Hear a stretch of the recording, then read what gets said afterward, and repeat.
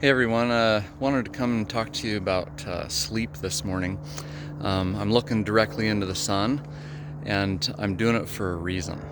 Um, I'm not looking directly into the sun. You're not supposed to look directly at the sun, but I've got the sun out in front of me. Absolutely gorgeous, beautiful summer morning here in Utah, and so why am I outside talking about sleep with bright light? Um, We all know that there's do's and don'ts to light. And Dr. Anderson in The Habits of Health talks about a lot of blue light and bright lights, yellow lights and stuff, um, and how they're associated with our evening, how they're associated with our sleep.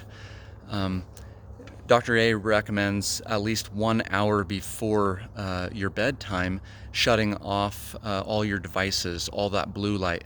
If you need to, if you're working graveyards or night shifts in any way, potentially using blue blockers and things like that to drown out some of that light. Now, light is measured in lux.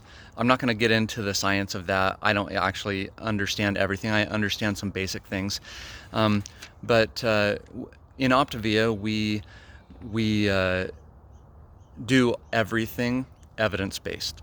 And Dr. Andrew Huberman at Stanford University is a specialist in sleep and in how light affects our sleep cycles and really our health in general. So here's a couple of things. So do's and don'ts. Don'ts, nighttime. Why do we avoid that light in the middle of the night or when we're approaching sleep? It's because it can suppress our dopamine levels for up to 2 days. That's crazy. Dopamine is an essential chemical in our brain that helps us balance out life, and suppressed dopamine levels for extended period of time can lead to overwhelm, anxiety, depression for longer than just situational situations. Situational situations. That's kind of funny.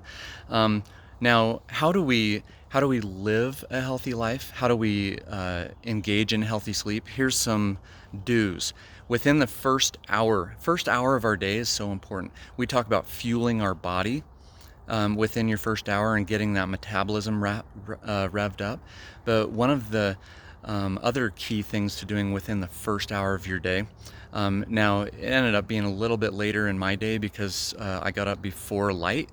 So, but within that first hour of light, um, you want to get outside and experience as much bright light as possible.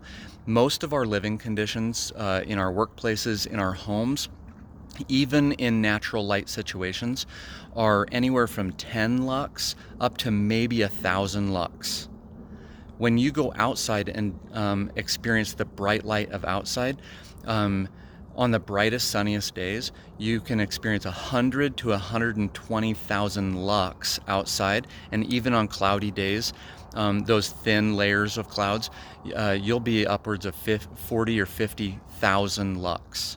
Why this is important is because we hear a lot of things about health, and one of the things that you want to avoid is cortisol surges, release, because cortisol is a stress hormone.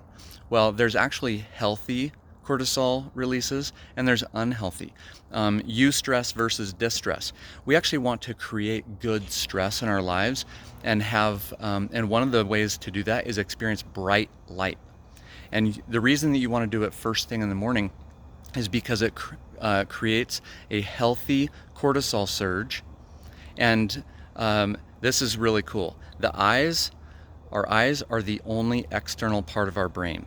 The optic nerve runs straight into our brain, and it runs to a part of our brain called the habenula.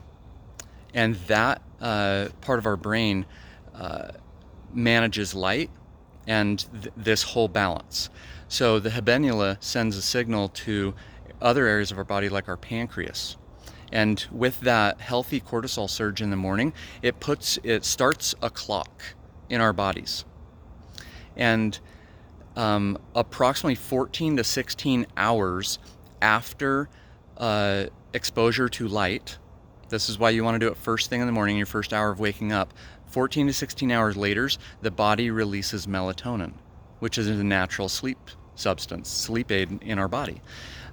So if you're not experiencing that surge in the morning, they've found, Dr. Huberman has found, that cortisol surge that will put your body on the clock can happen as late as 8 to 10 p.m. in the average person's life. What does that do for our sleep cycles? We're constantly off kilter when it comes to this.